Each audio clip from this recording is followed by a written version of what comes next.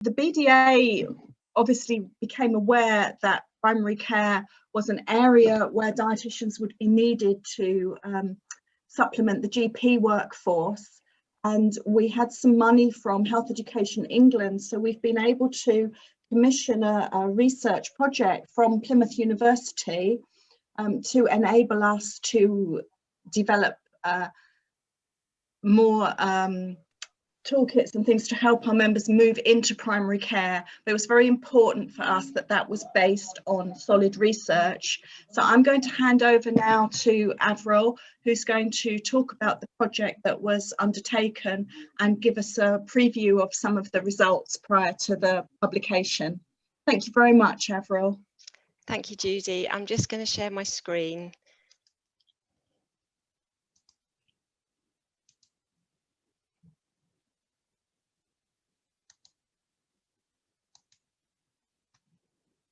Okay, Judy, can you just tell me if you can see my screen? I can, yes, thank you. Can I just add, anybody who would like to put questions, could you just type them into the message box? Thank you. Okay, so thank you, Judy, and thank you to the BDA for inviting me to present this work today, Dietitians Adding Value to Primary Care. And as Judy mentioned, it was funded by the BDA through the Health Education England. So I'll just do a little bit of background to start with. For most patients, primary care is the start of their healthcare journey. And with an ageing population and an increase in long-term conditions, this has led to high demands in primary care, putting more challenges on GPs who already report having too little time to address all the issues of a patient's, that a patient presents with. The NHS long-term plan also places primary care at the centre, taking more action on preventative measures and improving quality care and outcomes for major conditions. To help with this increase in demand, the General Practice Forward Review advises making better use of the wider primary care workforce to reduce demand on the GP's time. And the good news is that the updated GP contract agreement has now added dietitians to the additional roles reimbursement scheme for primary care networks. So now dietitians need to really get noticed and make people aware of what they can do in primary care. Hence, this project was funded to look at models of care provided by dietitians. So there's a great opportunity for dietitians to do more to support primary care, and I'm aware that there's already lots of great work going on there across the country. But today I'm going to talk about 3 different models of service development and evaluation with dietitians supporting primary care. One model focuses on frailty and malnutrition. One focuses on the dietitian acting as an expert generalist, and one focuses on the dietitian leading paediatric allergies. And what I'm going to do today is just discuss a little bit about what we did in each of these models, present a few of the results, and some key take-home messages. Ethical approval for these service developments and evaluations was obtained from the University of Plymouth, and permission obtained from each of the sites where the work was undertaken. So if we start off by having a look at the first model, dietitians working as a first contact practitioner to treat frailty and malnutrition within general practice. So this project was undertaken in a primary care network in Cornwall. And for this project, we employed a band 7 dietitian, and she was funded for 6 hours a week for 6 months. So the objectives of this project were to evaluate the impact of dietetic consultations on frail and malnourished patients' health outcomes, explore the effects of the service on ONS prescriptions, and estimate the cost of such a service and the cost effectiveness. So just what do I mean by first contact practitioner? So a first contact practitioner will assess, diagnose, triage, and manage patients, providing new expertise and increased capacity to general practice, and provide patients with a faster access to the right care. So in this context, the dietitian was identifying those at risk of frailty and malnutrition, contacting them directly, and intervening where appropriate. So if we have a look at what we did, so the model took a very proactive approach and screened for patients.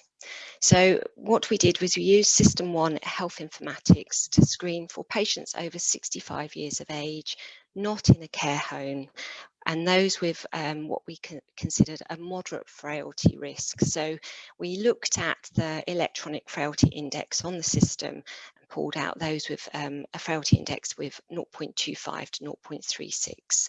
And or we pulled out patients with a BMI of less than 19. We also took referrals directly from health staff, including the prescribing support dietitian from NHS Kerno at the clinical commissioning group. So patients were obviously screened, and then they were triaged by the dietitian to identify those at risk of malnutrition. So the dietitian telephoned the patients to do this, and she used the Patients Association Nutrition Checklist, which is a nutrition screening tool recently validated against MUST. And this is a really simple, easy to use tool, and it asks 4 basic questions. Are you concerned that you may be underweight or need nutritional advice? Have you lost weight unintentionally? Are your clothes looser? And have you lost your appetite? So it's a very quick and easy to use tool for the dietitian to use. So those found to be at risk of malnutrition were offered a face-to-face appointment at the GP surgery or a telephone consultation if they were housebound. And during this appointment, the dietitian undertook a fairly detailed assessment of the patient, measuring various anthropometric measures, BMI, hand grip, mid-upper arm circumference. She assessed the level of frailty using the clinical frailty scale by Rockwood, which again was very easy to use in practice. And she undertook a nutritional score on the patients. And she did this again using the Patients Association Nutrition Checklist. This was the section B of it, which again had some really good questions. Are you concerned about your ability to cook? Are you concerned about your ability to shop? So she basically scored, gave the patients a score if they said yes for any of those. And that tool was also really good to use for signposting of patients. So the dietitian would signpost other services, for instance, support with swallowing, speech and language therapist, budgeting issues, dentition issues. She might refer to the social prescriber or to the Falls team.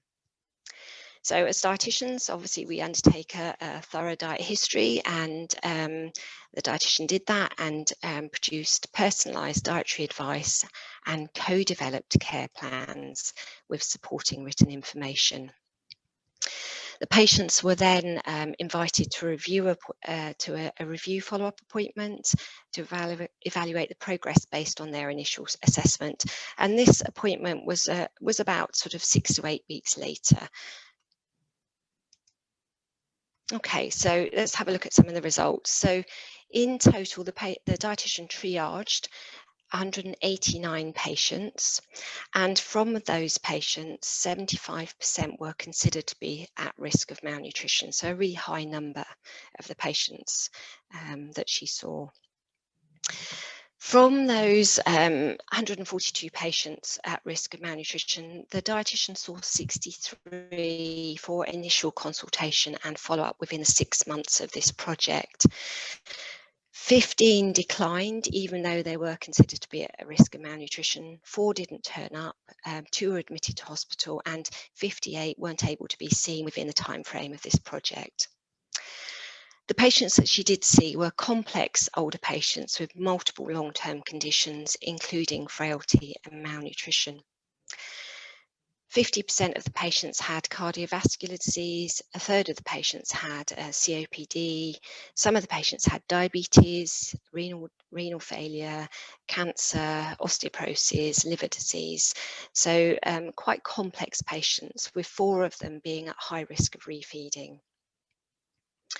So the dietitian obviously set dietary aims and dietary goals for the patients, and 76%, so 3/4 of the patients fully achieved their dietary aims, and 16% of the patients partially achieved.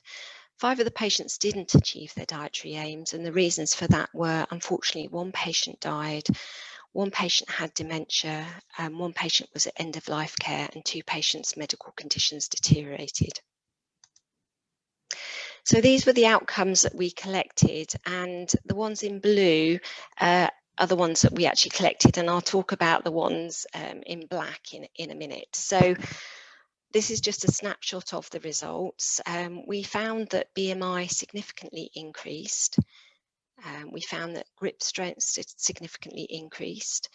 Mid-upper arm circumference also significantly increased. Frailty scores significantly improved. Nutrition score significantly improved. Refeeding risk was reduced, and hydration was improved. Optimization of ONS, we had some good cost savings, which I'll share with you in a minute, and we have an improvement in patient satisfaction and quality of life. So as I said, this was only a short-term project, so we could only capture short-term outcomes. We didn't have data on the longer-term implications of the dietetic intervention. However, what we do know is that if we see an improvement in frailty and in the treatment of malnutrition, this will lead to a reduction in the risk of falls, and this will lead to a reduction in secondary care admissions, and this will save on GP time. So even though we haven't got data on these at the bottom here, they are inferred that we had improvements in these. So just looking a little bit more detail of some of these results, we can see here, these are measures pre and post intervention, and we can see that BMI, the data wasn't normally distributed, so we've got a median here. BMI was significantly increased.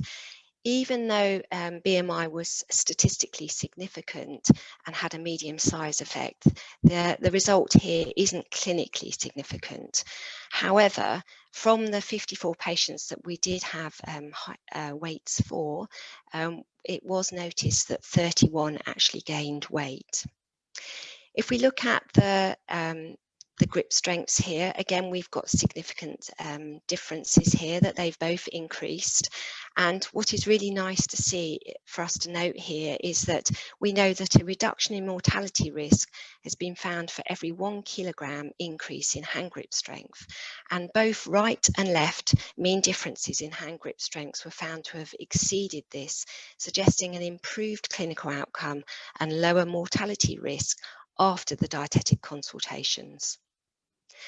The change in upper mid-arm circumference, although statistically significant, again, isn't clinically significant. So if we have a look at the ONS cost savings, 27 patients had their ONS reviewed, and from those, 8 patients were thought with the dietary consultation were able to stop having the ONS prescribed, 6 reduced, 2 reduced and changed, 9 changed to a cheaper alternative, 2 were left unchanged, and 3 of the patients having ONS also had prescribed vitamins that the dietitian was able to stop. And the projected total annual cost savings from 27 patients having their ONS reviewed was over 15,000. And I've just put there the cost of employing a dietitian 1 day a week was at band 7 was 9,500. So that's basically saying that reviewing 27 patients ONS nearly pays for 2 days of a band 7 dietitian. I'll just put some case studies here so to show the type of patients the dietitian saw. Case study 1, dietitian presented with a low BMI, currently losing weight and not under any medical care. The patient was at risk of refeeding. Dietary advice given and monitoring showed improvements in weight, strength and hydration. The dietitian was thus reduced the risk of refeeding and possible admission to hospital. Another patient here, a patient with COPD and low BMI, struggling to cope with shopping and preparing meals and not under any medical care. Advised to increase energy and protein and facilitated social care to ensure carers were in place to help with meals. This enabled the patient to stay in their own home, thus preventing admission to secondary care or a nursing home. So, summary of the key results and learning points from this project. The dietitian can act as the first contact practitioner in this specific area of care. Patients improved their frailty and nutritional status following consultation with the dietitian. I didn't mention earlier, but we did do a satisfaction questionnaire with the patients, and 20% of the patients completed that, and they all rated the service very highly. Dietitians can save money by ensuring that ONS are appropriately prescribed, and this saving can fund the dietitian's time. There are other potential cost savings which are more difficult to quantify and require large-scale research trials to accurately assess, for example, secondary care costs and GP time. So why did this project work? So for me, I've captured a few things that I felt really helped with this project. And one was that the primary care network was really supportive in integrating the dietitian into the team. The second was that in the PCN, staff breaks were really allowed the networking, education, and they raised awareness of this project. And also the task system on System 1 enabled rapid communication and action between the dietitian and the team. So every time the dietitian acted on a task request, the team could see what she was doing, which was really valuable. And the dietitian was employed with the local community dietitians, which allowed access for her for all sorts of resources that she needed. She also had excellent leadership and behavioural change skills. Just a few recommendations. Because this was a project and we didn't factor in admin support, this would have been really beneficial because she spent a lot of time phoning and booking patient support. And the use of a healthcare assistant, obviously I mentioned at the beginning that a lot of patients weren't actually seen, and if we'd involved a healthcare assistant, for example, the healthcare assistant could have been trained to undertake some of the basic screening and some of the initial nutritional advice, so that allowing more complex patients to be referred to the dietitian and for the dietitian to have more time to actually further develop leading the service in frailty and malnutrition. Okay, I'm going to move swiftly on to the model 2, which is dietitians working to enhance the multidisciplinary team within general practice. So for this model, again, this was setting a primary care network, and we employed a dietitian 3 days a week at band 6 for 6 months. And the dietitian was acting as an integral member of the MDT team, an expert generalist. So the objectives of this project were to evaluate the feasibility of embedding a dietitian within an MDT team and assess the task a dietitian can undertake, estimate the cost of the service, and explore the views of the team members. So on this slide here, I've got the referral source. So having a look at who actually referred to the dietitian, and I've collected this for 141 patients. Now, the dietitian acted on many more patients than 141 through the task requests and inquiries from staff members. But for this project, I've just captured the 141 that I had data on. So we can see that just over a third of the referrals came from the practice nurse, just under a half came from GPs, but also other members of the team would refer to the dietitian. So the pharmacist, advanced clinical practitioners, and we had some from community dietitians, and we had one from the social prescriber who was fairly new to the team when this project was running. So in total, 77, so just over half of the patients were seen as a first contact practitioner, as the dietitian acting as a first contact practitioner role. So again, assess, diagnose, triage and manage patients and take responsibility for manage a complex caseload. So just having a look at some of the characteristics of the patients referred to the dietitian saw patients from the age of 5 weeks up until 102 years. And 85% of the patients were adults and 15% were pediatrics. Many of the patients had multiple long-term conditions with complex needs, with approximately half of the patients having cardiovascular disease or diabetes. But we can see that there are many other conditions that were referred to the dietitian. So I'll just show you a couple of case studies so you can see the types of types of patients the dietitian saw. So this patient was referred by the pharmacist. A 24-week-old infant presented with a rash on their face, being irritable after feeding, having constipation and frequent vomiting. The infant was on a standard feed, weight had dropped from the 91st to the 25th centile, and an antacid had initially relieved symptoms, but they'd since returned. The dietetic intervention, the dietitian recommended switching the milk formula to an extensively hydrolyzed hypoallergenic formula. This resulted in cessation of the symptoms, and consequently the antacid was stopped. The infant's bowel movements returned to normal, they became less irritable, sleeping improved, and weight started to increase.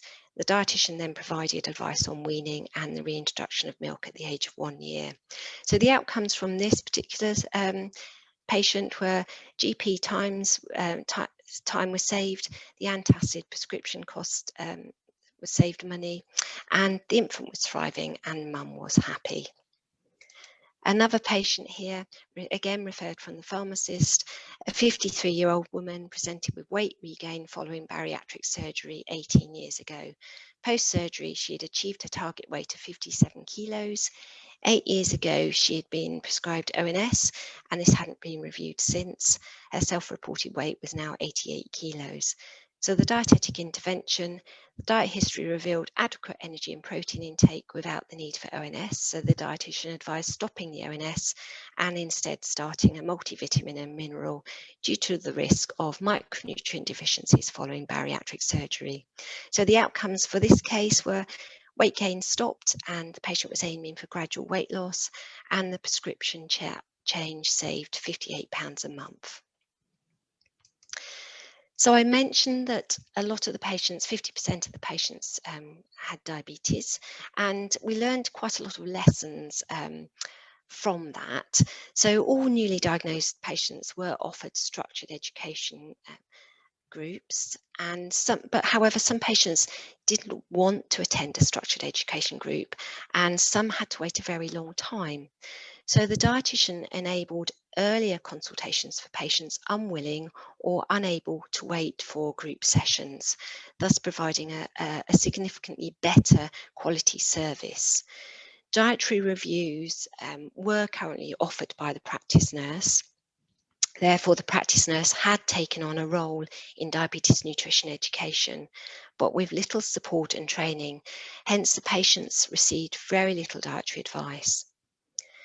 Having a dietitian working alongside the practice nurse allowed education and support to be offered, helping the nurse feel more confident in providing appropriate dietary education and enabling her to refer more complex patients for dietetic advice.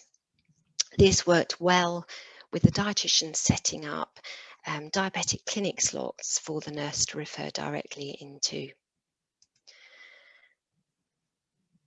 The structured education programme confused some of the patients with multiple long-term conditions, and I've got a quote here from an elderly frail patient with diabetes. After attending the structured education session, I cut down on carbohydrates and started to lose weight. I've got another quote here from a young patient with diabetes who saw the dietitian in this model. What a fantastic service. Why wasn't I offered this service when I was first diagnosed with diabetes? I really didn't want to go on all this medication. And what did the practice nurse say? Patients want to try dietary advice for longer before having their medications increased or starting on insulin. I can only offer basic nutritional advice, and this is on top of all the other checks I have to do in my consultation, i.e. blood pressure, foot checks, medication checks.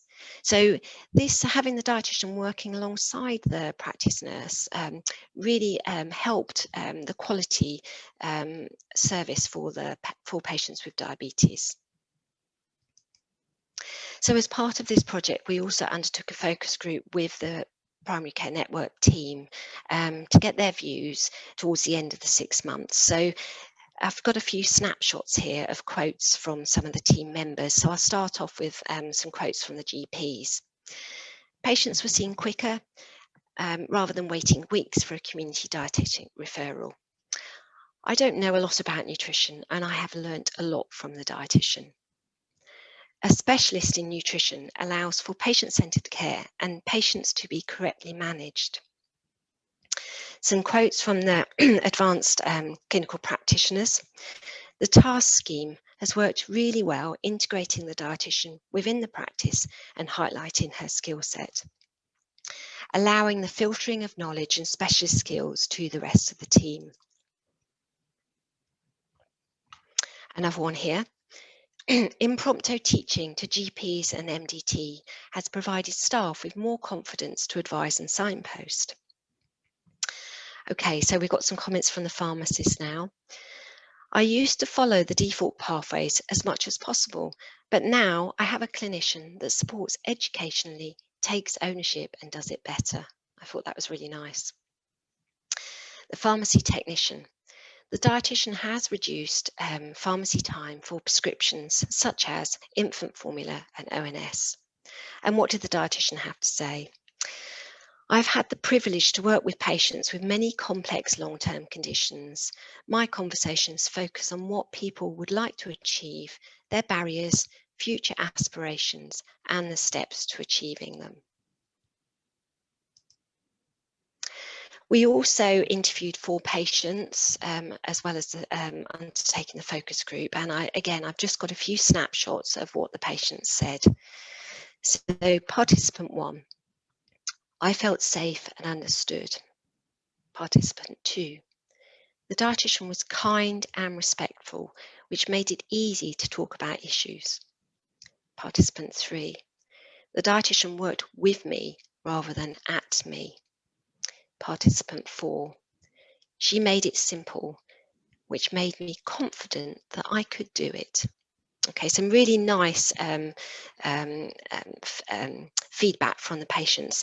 We also did undertake patient satisfaction questionnaires, and patients rated this proactive service highly.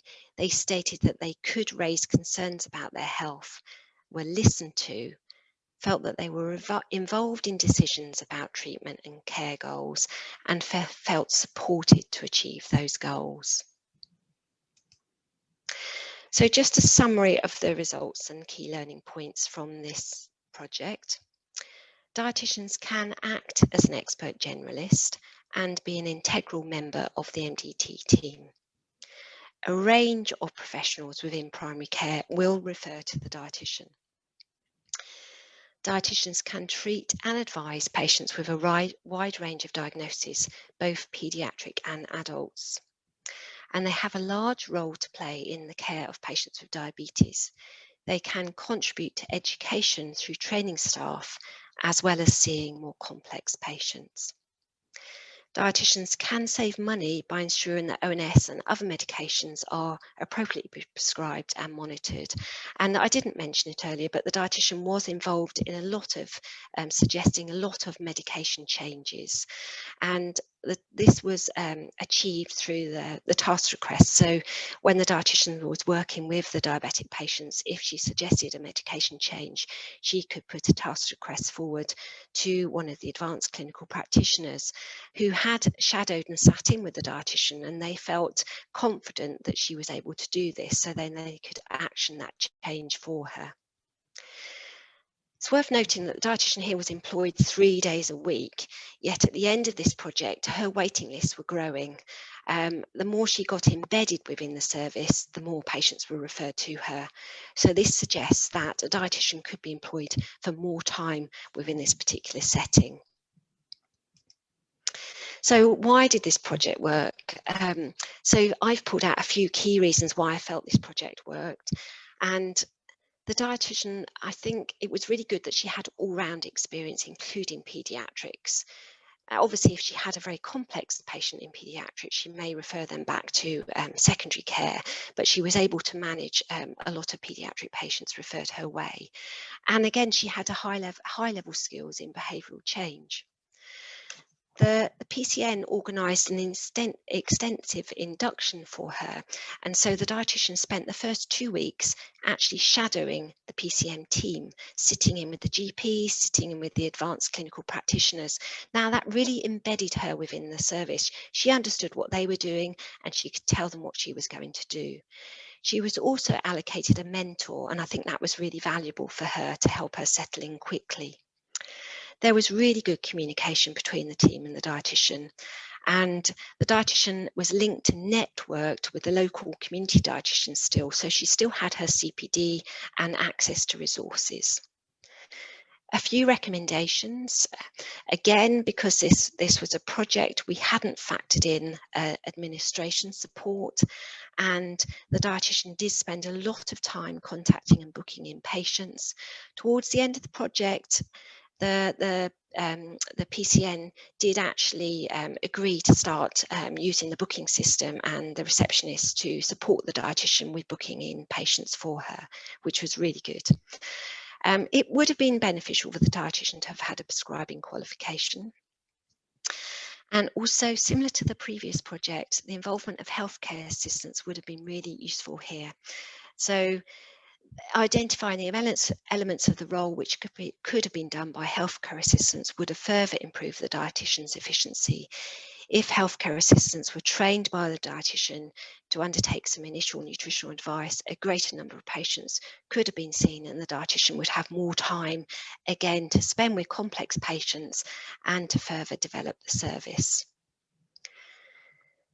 Particularly in terms of formal education to the primary care team. For example, appropriate prescribing of infant formula and oral nutrition supplements.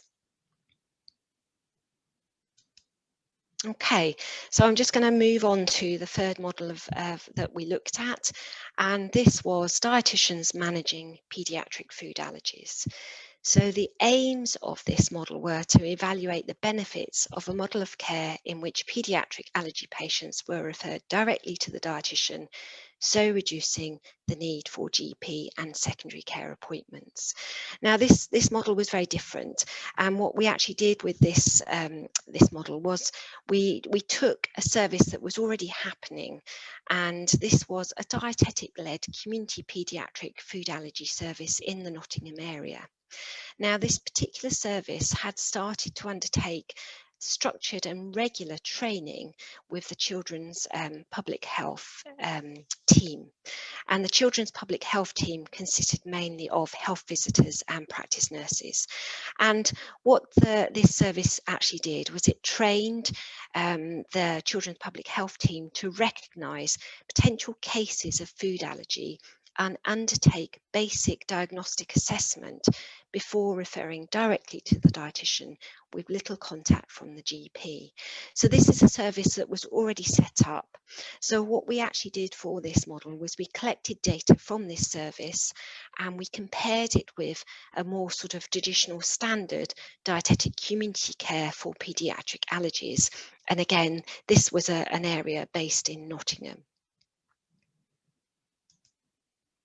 So just have a little look at the protocol. What I've done here is the ones in blue are the results that I'm going to talk about today, but just to take you through what we did capture for this project. So again, data was collected for 6 months from System 1. So we collected the age of the infant of the child referred, the diagnosis, the referral source, the number of health professional appointments prior to see the dietitian, the time to the dietetic referral, the type of appointment and time spent with the dietitian's involvement in medicine's management of any allergy symptoms, the rationalisation of prescribable nutritional products, the nutritional status, food diversity and allergy symptoms of the infants referred, and the dietitian requesting and interpreting IgE blood tests, and obviously patient satisfaction questionnaires. So if we have a look at some of these results then, so the dietetic-led care service is the one that's offering the structured and regular training to the children's health team, and the dietetic community care is the standard service that we're comparing against. And what we can see is most referrals to the dietetic community care came from GPs, whereas most referrals from the dietetic-led care service came from members of the children's public health nursing team. The lower rate of GP referrals from the dietetic-led care service is likely to be due to the children's public health nursing referring directly to the dietitian and bypassing the need for GP involvement. I should have just mentioned at the bottom here, we can see we collected data from 86 patients in the dietetic-led care service and 96 from the dietetic community care service over the 6 months period. Okay, so if we have a look at the age of referral, and what we can see here is more very young paediatric patients were referred to the dietetic-led care service compared to the dietetic community service. So we can see here that 78% of patients were referred at age 0 to 6 months versus half, probably 40%, referred to the dietetic community care service. And again, this was thought to be due to the training the children's public health team received, resulting in earlier recognition and diagnosis of food allergies, which ultimately resulted in an earlier referral for dietetic support. There were a significant number of children who were not referred until the age of 1 to 5 in the dietetic community care service, by which time there could be the potential for eating behaviour difficulties and poor nutritional status. So this is quite a busy slide, but I'll try and talk you through it. So this shows the number of health professional contacts prior to seeing the dietitian, so that all these contacts are related to their allergy symptoms. So we've got the dietetic-led service here and the dietetic community service here. And what we do know is many of the patients seen in both of these services have experienced complex journey to diagnosis and referral. And the majority of patients from both services were seen by a GP for their allergy symptoms prior to the dietetic appointment. But we notice that there's a far lower number seen, and a far lower number is seen by the paediatric consultant in secondary care. The number of GP and consultant contacts were significantly fewer in the dietetic-led care compared to the dietetic community care. And this is believed to be due to, again, to the training to the children's health team in recognising potential cases of food allergy and then referring to the dietitian. So we can see here that this is a mean figures because the data wasn't normally distributed, but we can see that those referred to the dietetic-led care had a mean of 3 GP appointments versus those referred to the community care service had a mean of 6 appointments. So that was statistically significantly less for the dietetic-led care service. If we look at the consultant referrals, we can also see that 8 patients had referred to a consultant to secondary care in the dietetic-led care service versus 25 in the dietetic community service. So this reduction in contacts represents a significant potential cost saving if this dietetic-led service model was implemented. Most patients were seen by the children's public health nursing team in both services, and there was no difference in the number of contacts per patient relating to allergy symptoms there. And the number of appointments with other nursing professionals, midwives and practice nurses were very low. Patients from both models of care had A&E or out-of-hours visits due to their allergy symptoms prior to their dietetic appointment, and there were no differences found between the A&E and out-of-hours visits between the two models of care. So there is a potential to calculate the costs of health professional appointments and secondary care visits for patients from both models of care. However, this would require further guidance from a health economist to ensure the methodology used is robust and comparable to the literature. But we do have the data to enable that to be done at a later stage. So optimization of medicine usage. Both the dietetic-led and the dietetic community service were involved in the rationalisation of prescribable nutritional products, but only the dietetic-led care service took on the role of medicine management. And we can see that 10 patients had medication changes instigated by the dietitian for eczema, 18 for gastroesophageal reflux disease, and 2 patients changes for medication for constipation. So 35 of the patients had their symptom-related medication reviewed by the dietitian in the dietetic-led care service, and that again would have led to a significant reduction in GP time.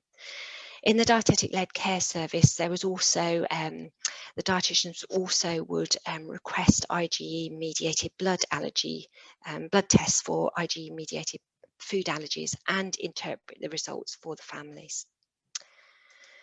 So, summary of the results and learning points from this model. These results illustrate the difference between two models of care. Neither are considered a gold standard, and both have been developed to provide a service within local resources and constraints.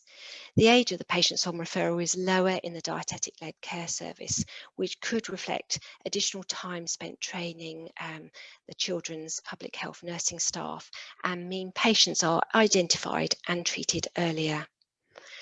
Patients have less appointments with GPs and consultants prior to seeing the dietitian in the dietetic-led care service, which again could reflect the time spent training the children's public health nursing staff. And this suggests significant cost savings from this model. But as I said earlier, a full economic analysis is still needed. The dietetic-led care includes optimization of medicine usage, which offers a further opportunity to make cost savings, but this requires the dietitian to be working to different competencies. The dietetic-led care illustrates that the dietitians are applying advanced clinical reasoning and working at an advanced clinical practitioner level in this specific area of care. Okay, so just before I finish, I'd like to acknowledge my colleagues Mary Hickson and Jenny Child for their involvement with these projects, but also the 4 dietitians involved in these service evaluations. So Lisa Ledger, Sam Hanman, Lisa Waddle and Amy Freeman-Hughes for their hard work, expertise and thoughtful insights into these service models. Okay, now I know I'm probably running a little bit short on time, sorry Judy, for questions. Now I can, if it's helpful, I'm just going to stop sharing my screen. If I can't answer the questions now, I can put my email in the chat if that's more helpful, Judy, and I'm happy for people to email me if they want to, for me to reply that way. What do you suggest if I've run over a little bit? Thank you, Avril. I think that would be great. I'm sure people would appreciate being able to contact you. Okay, I'm just typing that in now. If we just have time for one very quick question, there was a member of the audience who's working in primary care who wanted a little bit more information about your patient satisfaction questionnaires. Did you use a specific questionnaire? Well, we used a satisfaction questionnaire that had been produced by Nottingham, and they used it on their patients, and I'm sure Nottingham would be happy to share that. It asked about whether they felt that they'd been involved in the decision-making process for their care, and obviously it asked about whether they were supported to achieve their goals. So it was quite a thorough one, and it may be that we can share that. I'm sure Nottingham, or we can ask Nottingham if they're happy for that to be shared. Okay, and we've got a quick question about funding, which I think I can probably answer. The project resulted from the physios doing a similar primary care project, and Health Education England being interested in expanding that to dietetics, so giving the BDA some money, and we then put out a call, and Plymouth won a competitive bid on that. So that was how you came to be doing the research down at Plymouth. If anyone else would like to contact Avril, do take advantage of the fact that she's been kind enough to share her email address. And can I just say a huge thank you? I think so interesting, and so many options now for dietitians to be moving into primary care. And the research is going to be so helpful in us putting together toolkits to support people to do that. So thank you very much. Really interesting presentation, Avril. Thank you.